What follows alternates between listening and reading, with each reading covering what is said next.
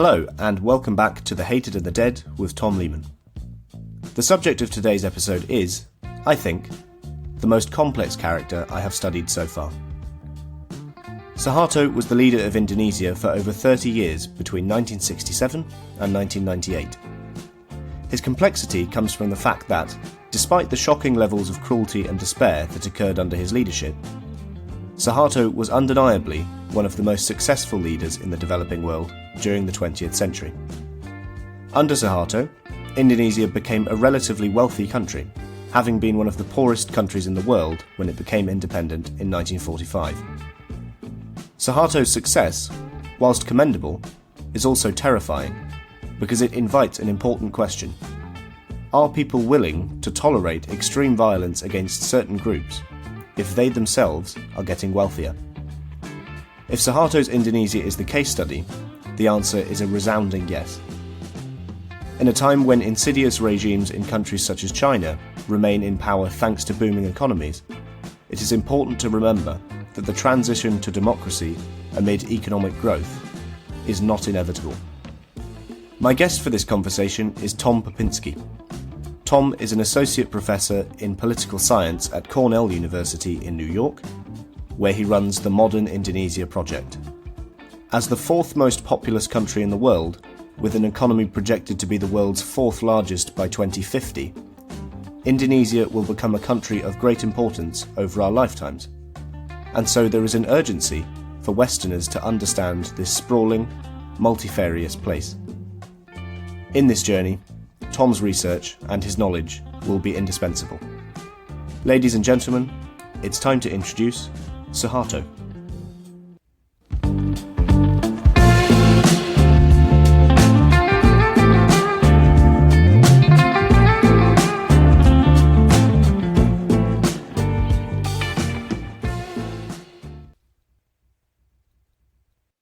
Good afternoon, Tom. How are you?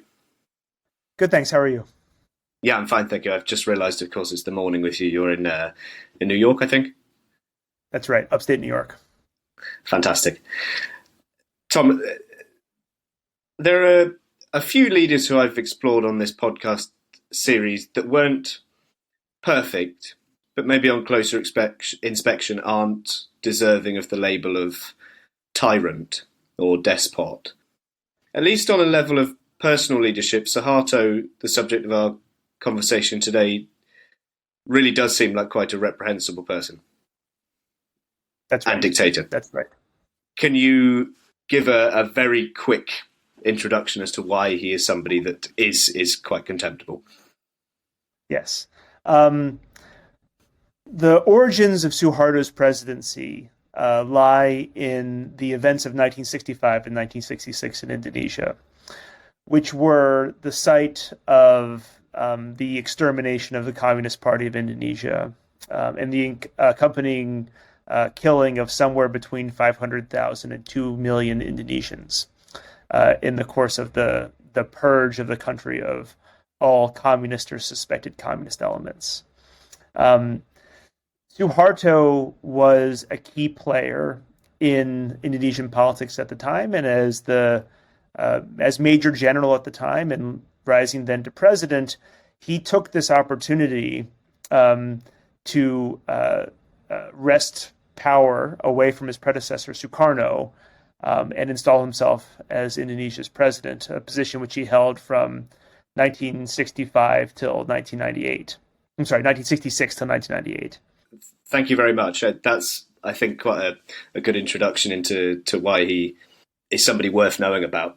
I want to take a little step back, first of all, Tom, before we talk about the events of 1965, which, as you said, are a very pivotal moment in Indonesia's history.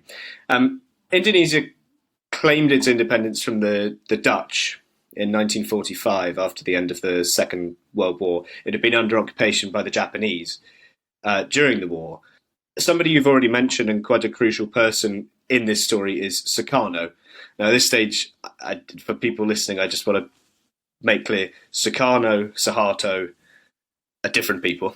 Suharto, who is the subject of today's podcast, he was the second president of Indonesia. Sukarno was the president before him, the first president of Indonesia, and the country's founding father in many ways. He leads Indonesia through the first 2 decades of independence. What was he like, and what was Indonesia like during the early years of independence? The consensus seems to be that his knitting together of Indonesia was a very impressive achievement, but also that the system that he established was quite unstable. That's right. Sukarno was one of the great revolutionary independence figures of the mid-20th century. He was a charismatic leader, a good orator. He was viewed as quintessentially Indonesian in demeanor, Javanese in character. And he, alongside a relatively small elite group of Indonesian revolutionaries, was really responsible not only for bringing Indonesia through the independence struggle to formal independence from the Dutch in 1949, but also wrestling with the dramatic challenges of forming a new independent state in the wake of one of the most long-standing and exploitative colonial regimes that ever existed. And so whatever Sukarno's flaws, I think it's objective to say that the task in front of him was hard. We have a country that at the time had over 100 million people in it, comprised of tens of thousands of islands, hundreds of different ethnic groups, none of which was dominant, massive levels of inequality, and despite some gradual improvements of the Dutch colonial regime near the end of its in the last 50 years or so, a country that had essentially been run as an extractive enterprise for the benefit of foreigners and not for the indigenous Indonesian population. So the levels of education were abysmally low. Public health was grossly underprovided. This is especially true outside of Java, the main island in Indonesia, most populous, the location where Jakarta is. And so putting together Indonesia was no easy task, and Sukarno was responsible for trying to do it. And the strategy that he adopted to do so was to be as inclusive as possible, knitting together the various different strands of Indonesian politics at the time, which ran from a kind of social democratic nationalism to revivalist Islam, all the way to having the world's largest non-ruling communist party by population at the time. And so bringing those things together, none of those factions or streams of Indonesian politics was a majority. And so coalition building was essential. And he, for a good period, was fairly successful at keeping this in order. In the end, however, he was forced to subsume principles of liberal democracy, which was the original constitutional formation of Indonesia, in favor of something that was a little bit more top-down and corporatist in orientation, on the idea that this would be a better model for thinking about right-sizing and keeping together all these different strands. This is, I think you're referring to the system that's become known as guided democracy, which is basically a sort of euphemism for balancing different interests. I think, namely, the three that I've always seen cited are the army, Islamists, and communists, as you said, a very large communist party. This is probably quite a good time to introduce Suharto, the subject of our discussion today. Within that guided democratic system, Suharto was a member of the army. He was a military man, first and foremost, wasn't he? To give Suharto a bit more character at this stage, he contrasts quite starkly with Sukarno as a person, right? I mean, Sukarno, from what I've read, was quite worldly, quite intellectual. He had spent a lot of time with the Dutch colonialists. Suharto, by all accounts, doesn't really fit that description. That's right. Sukarno, as I mentioned before, was a charismatic populist leader, a great orator, loved a good speech, loved a nice ideological turn of phrase, and was really well versed in the kind of modernist way of being political. Suharto's background is much more humble in orientation. He was even more classically Javanese in demeanor, which implies for a sort of Anglo-American audience a little bit of a more reserved demeanor, not so flashy or oratorial, but conveying power through operating behind the scenes. The greatest signal of his authority would be when things that he wanted to do were done without his asking, because that was the signal. The signal of power is to not require yourself to say anything. So in background and demeanor, he was much more placid. He was sometimes referred to as the smiling general, which is a kind of ominous turn of phrase, given that he was, in fact, a general. He had battle-hardened in the occupation of West Papua, and very much a key player in the events of 65-66.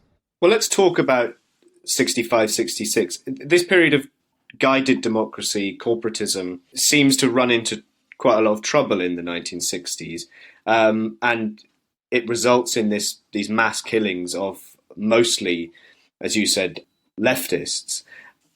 Can you unpack a bit the details of this really awful time? I hadn't read about this before, but I mean the figures of deaths in this period are just absolutely dreadful. I think over 1 million Indonesians, mostly communists, as I said, were murdered largely at the hands of the army. How does that situation arise, and what does it result in?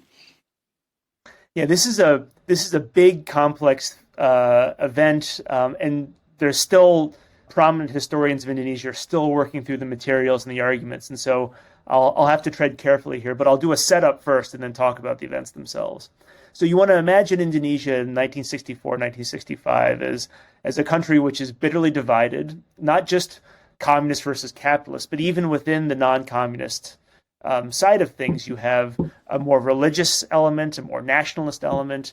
Sukarno attempted to square the circle by developing these capacious ideological or programmatic ideas. One of them was called Nasakom, which stands for Nasionalisme, Agama, Communism, which means nationalism, religion, and communism, which is, as a kind of slogan is nice, but it also just simply restates the problem of having to balance three very different ideas for what the platform for Indonesian modernity ought to be like. So politically very divided, and at the same time, the economic situation was pretty dire. So the central bank had lost control over the money supply, so hyperinflation was rampant.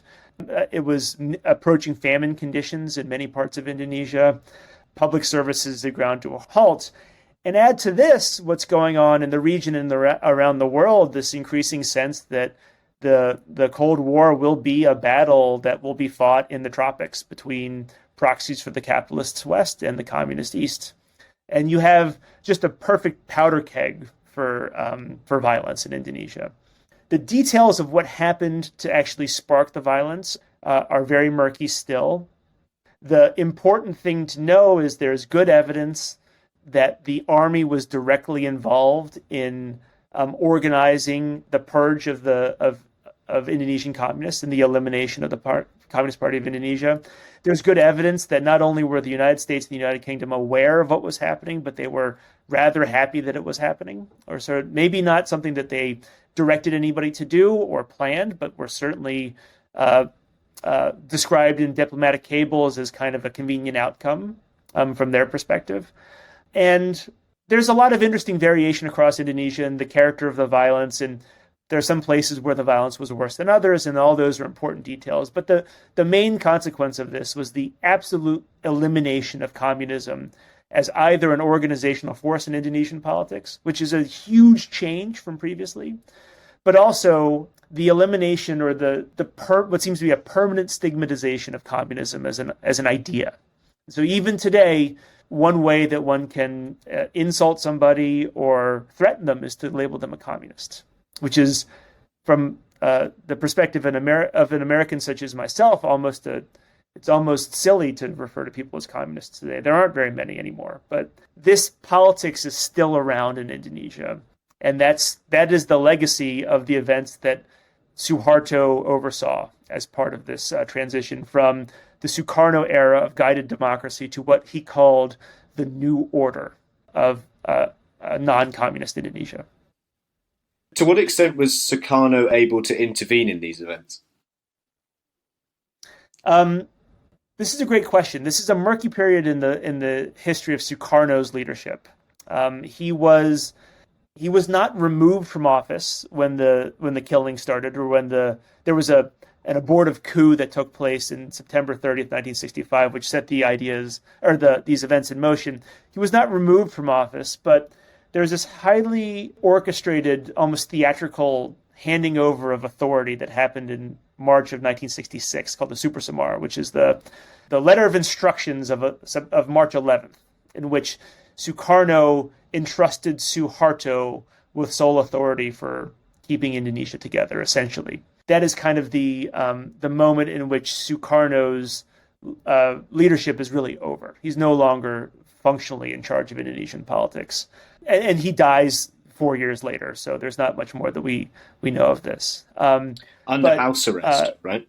Yeah, so he was not charged with anything. He was not publicly shamed or anything like this, but he was just simply removed from the public view, and in a sort of theatrical, as I said, way of embodying a transition from Sukarno to Suharto. Yeah. This was then appropriate for him to step aside. And it seems a little bit odd to say this, but it was very characteristic of Suharto's style to accept the responsibility of keeping Indonesian together as a very kind of stabilizing force, when at the same time around the country, these unbelievably horrific events, not just arrests and executions, but violent mass rapes and real purges were taking place. Yeah, I mean, if people are listening who don't know a great deal about this period, just go online and read some of the testimonies of both people in the army and victims of this. It was horrendous. By the end of the 60s, Suharto was quite well cemented as as you said, the dominant or sole political figure in Indonesia. He begins what has become known as de-Sukarnoization, getting rid of Sukarno. How did he set about doing that, and how did the de-Sukarnoization program manifest itself in people's everyday lives and politics? Well, so the funny thing about de-Sukarnoization is that it's in a large part, it was actually taking Sukarno's institutions and running them according to Suharto's ideas. So the main political force in Indonesia remained the army, but it was complemented by this organization called Golkar, which is today still one of the biggest political parties in Indonesia. Golkar was the corporatist vehicle that was supposed to bring together all these elements of Indonesian society under Sukarno. Golkar literally means functional groups, so very explicitly corporatist in orientation. And Suharto realized that this was the type of ostensibly apolitical and non-ideological organization which would serve very well as a kind of central force in Indonesian politics. So once you remove the communists from the equation, you can take the institution of Golkar and refashion it as this kind of mass mobilizational organization that has a relatively centrist and non-controversial, some might say vacuous, founding ideology of representing the integrity of the Indonesian state and the interests of the Indonesian people and the desire for progression and a just humanity and social justice and blah, blah, blah, blah, blah. And he arranged this against two other tame opposition forces. So he collapses all the Islamists into a party which is known as the United Development Party, which is designed to represent anybody who wishes a more Islamist or Islamic or religious orientation for Indonesian society.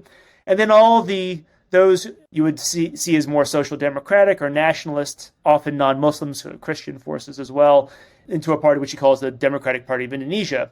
So you can see Golkar is sitting in the middle with, on its flank, a religious opposition, which is tame and safe, and a secular nationalist opposition, which is also tame and safe. In doing so, he's no longer required to purge Indonesians elite politics of anybody who did anything with Sukarno. And in fact, there's a great story to be written about dozens of people who had been influential under Sukarno, who remained, political in their own way, perhaps a little bit circumscribed, but these people are not, hanged in the public square. They're able to survive in various ways under the new order, but in sort of circumscribed characteristic, in a circumscribed manner. And the reason why all of this works, in my evaluation, is that Suharto made one really smart choice, which is to recognize that he had no idea how to put the Indonesian economy together, much like Sukarno didn't. And rather than try to manage it, he turned it over as much as possible to people who did have some training in economics. And it's on that foundation that Indonesia started to grow. It's quite funny. I did a podcast a couple of weeks ago on Antonio Salazar, the Portuguese leader. He's somebody that's also often characterized as being a corporatist and somebody who outsourced quite a lot of political decisions to economists. In fact, the name for the Portuguese state under him is very similar, strikingly similar to the Suharto New Order. Salazar called his the Estado Novo, New State. I think one of the reasons that Salazar was very successful, or that he managed to maintain quite high levels of support, was that he was seen as the only person who could keep the country stable. People knew he wasn't perfect. His government came with its own drawbacks, but they saw him as, I hate this term, but the least bad option. Do you think that explains why Suharto was able to maintain power? That he was the only person actually capable of acting as a centralizing force?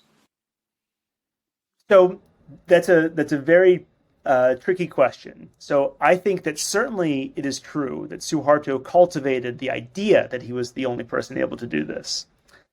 Almost certainly in a country that large, somebody else could have done it. There were alternatives, but in point of fact, he was the one who did rise to power at this point in time. And his ideas were successful in achieving one of the main goals that Sukarno had also strived for, which is material development and the increase in human prosperity, measured in terms of basic things like, health, sanitation, schooling, a functional quasi-market economy. All of those things I don't think Sukarno would have been opposed to, but Suharto was able to put together a system that did allow them to flourish. You have to remember, Indonesians of the 1970s remembered a time in which people starved. They remember, because it hadn't been that long ago. They remembered a time in which politics was so divisive that, a great number of their compatriots were murdered.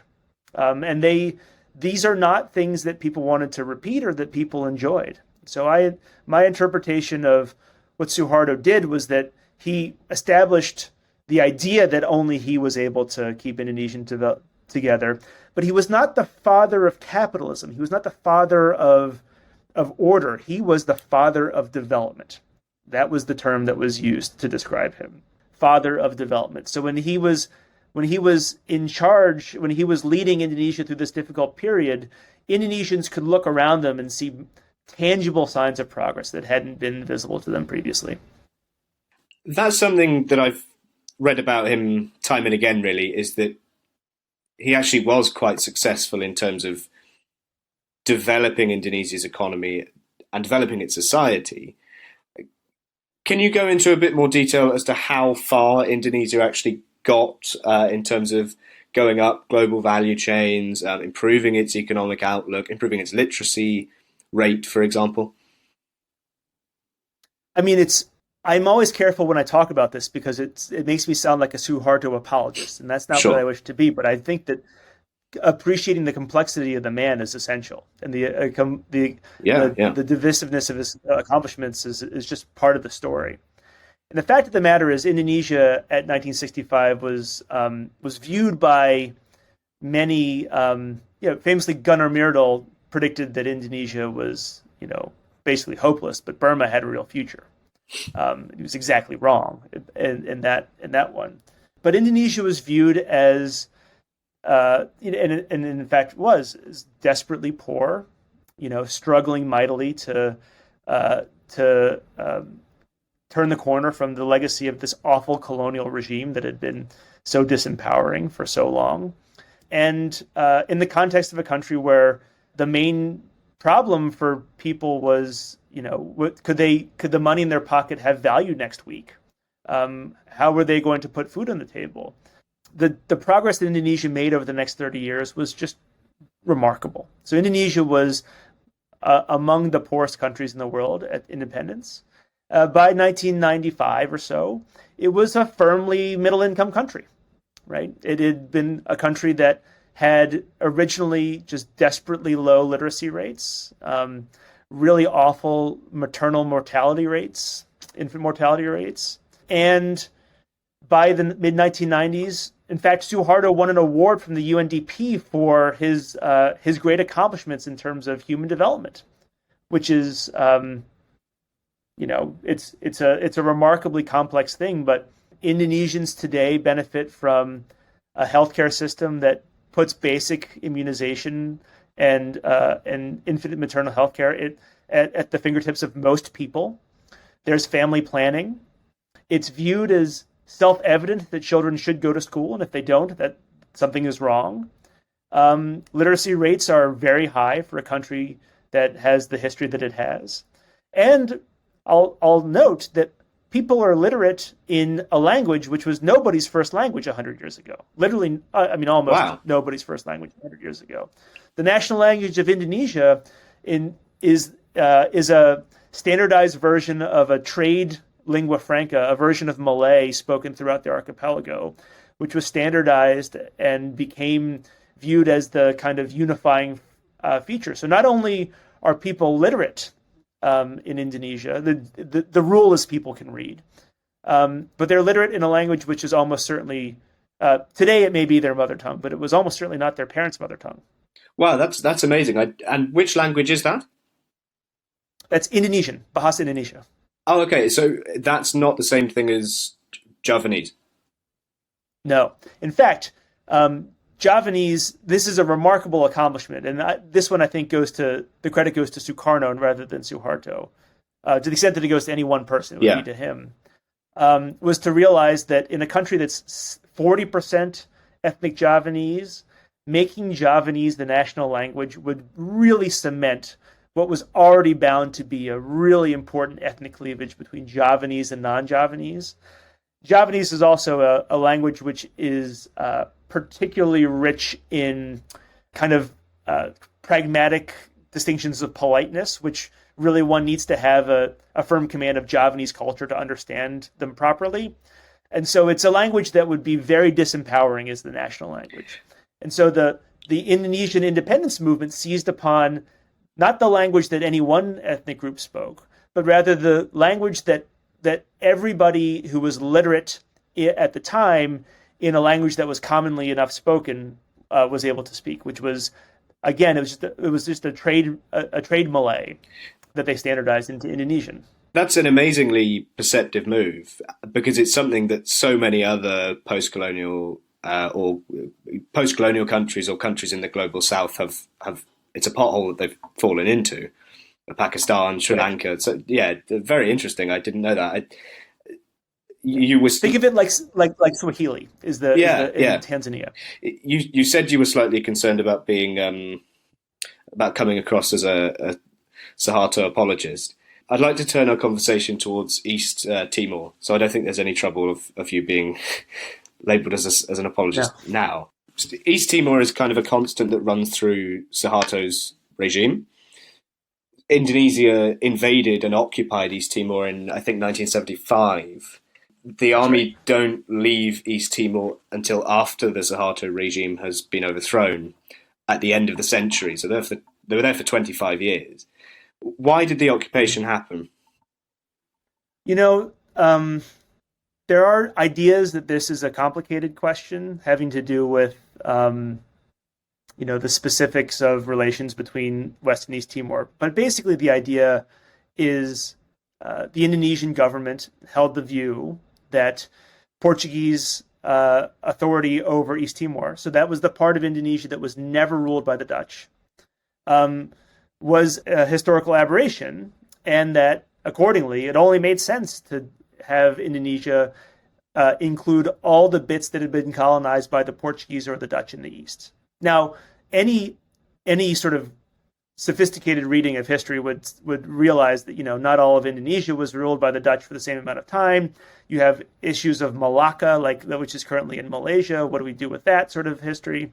And so I don't want to excuse it, but the basic idea is an independent country right on it, sharing a land border with Indonesia, which Indonesia doesn't have any land borders outside of West Papua, which is equally fraught as a historical matter, was intolerable. And this was a way to finally bring the Indonesian people together.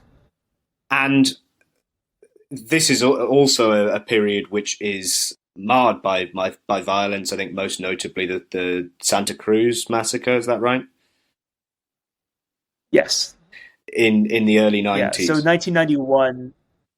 Yeah, this was the occupation of East Timor was an occupation. It had to be done using the military. It was done by force, and East Timorese, many of whom were forced to flee into exile, so spending time in Angola, Mozambique, Portugal, and elsewhere, were they launched a resistance, and the resistance was armed in some cases, and it was peaceful in others. And when the military periodically, Indonesian occupying forces periodically found events to run out of their control, they put them down by force. And so the Santa Cruz massacre of 1991 is a famous example of really just blatant human rights violations conducted by the Indonesian military in Timor-Leste. The 90s, as I said a second ago, is Suharto's last decade in power. He's overthrown in 1998. On the day I was born, bizarrely, as I found out when I was researching this, strangely. Why does this prove to be the case? Why does Suharto's leadership not extend further? Well, so I've got my own interpretation of this, but there's a lot of I want to give us a sense of what Indonesia was like in the 1990s. Please, so, yeah. Indonesia in the 1990s is growing incredibly fast. It's one of the new little tigers of Southeast Asia. It had been growing relatively consistently for 3 decades, and as part of that, Suharto had become incredibly powerful, incredibly wealthy, and his family members had increasingly begun to rise to positions of authority at the same time that Suharto loses the kind of personal authority over the military and the party system which he had previously had. And so there's impending signs of rot, is what I would say, in Indonesian politics in this period, at the same time that things are going really well. This all comes to a close, however, with the Asian financial crisis, which begins in Thailand in the summer of 97, quickly spreads to Indonesia, and leads to Indonesia to experience in 1998 the worst peacetime economic contraction that any country has experienced since the Second World War. So after having enjoyed, say, something like a decade of 7 to 8% growth, in 1998, Indonesia's economy shrank by 14%. Wow. Everything that was going on in Indonesian politics that was about the progress and the success and the order and the opportunity that Suharto brought came crashing down, and it was exacerbated by Suharto's inability or unwillingness to take hard decisions that empowered or that would disempower people either in his immediate family, like his rotten son Tommy, or his key political allies who enjoyed great protection from Suharto in exchange for a lavish amount of support for him. And so the crisis just took the whole economy apart. And after, it took about 9 months from the first inklings of the crisis for Suharto to be pushed out of power.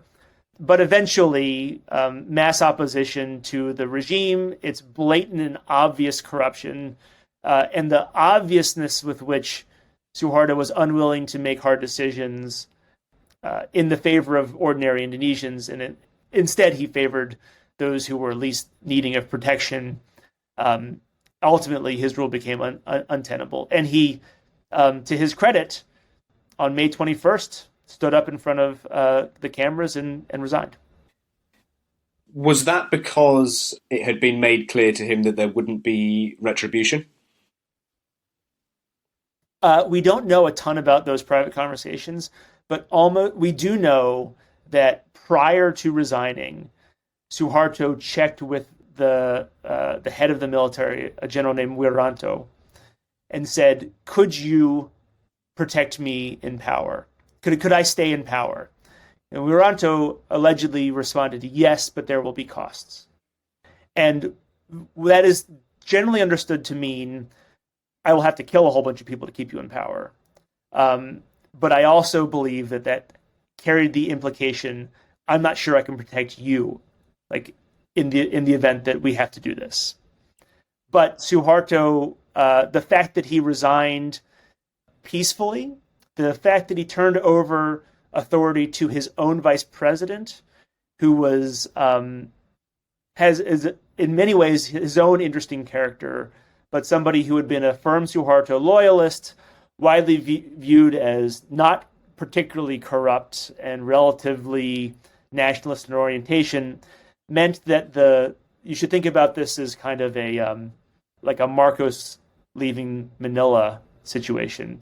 The deal to get him out is to promise that he can live. I think that's quite a common theme with a lot of these dictators, that if they're convinced that they're going to die once they leave, then they'll probably tend to hold on for longer. They'll fight forever. Yeah. Assad would be quite a good example of that, I think. What is his... I think he dies in 2008. What is his post-presidency like? Very quiet. The image that Indonesians remember is he gets in this private car and drives back to his family compound in a leafy inner suburb of Jakarta and just kind of lives out his days. His family members became far more interesting during this period.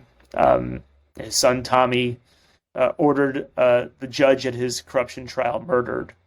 His son-in-law, Prabowo Subianto, former son-in-law, Prabowo Subianto, has run for president numerous times. He'll probably run a third time. He's lost every time he's tried.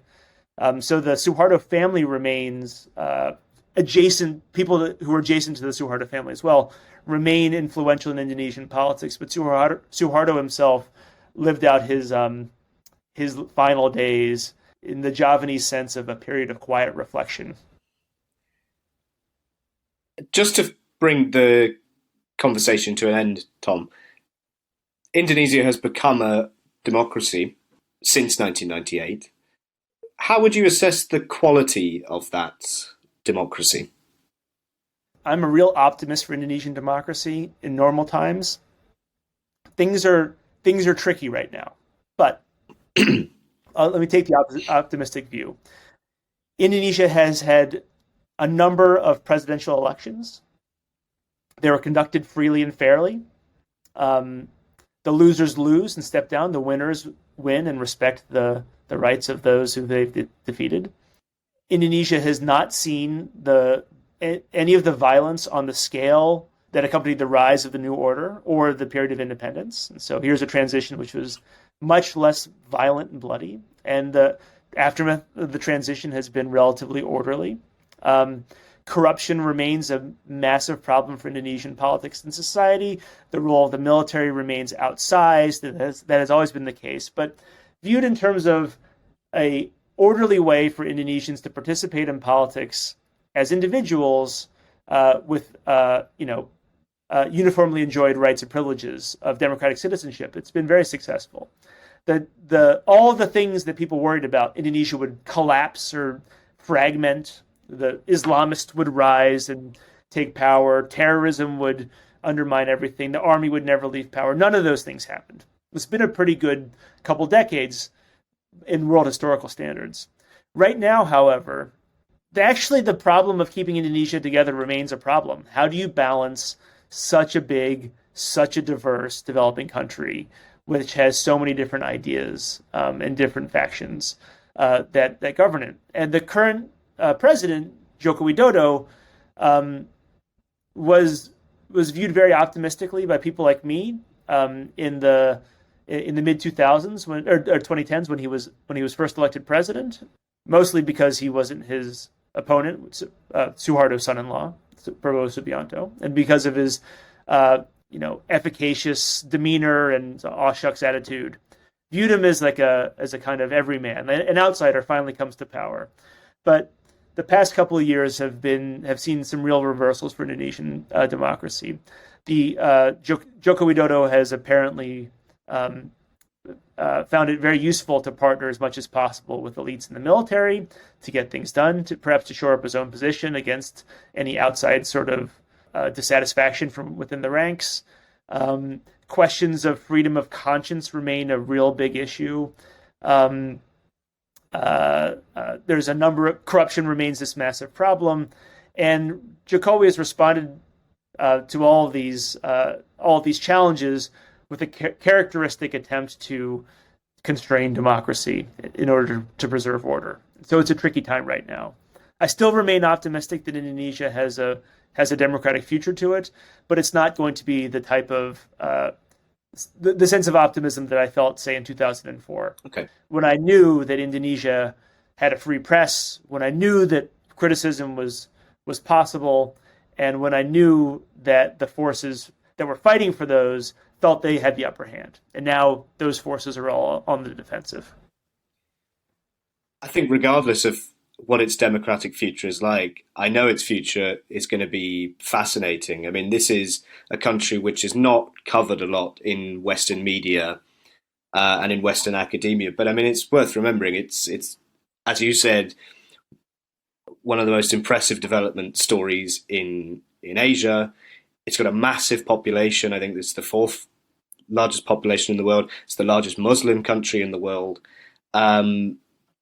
It seems like a fascinating place. I've never been there, but it's somewhere that people should really keep their eye on. Tom, thank you so much. It's been a really interesting conversation, and it's taken us down avenues I didn't think we would go down.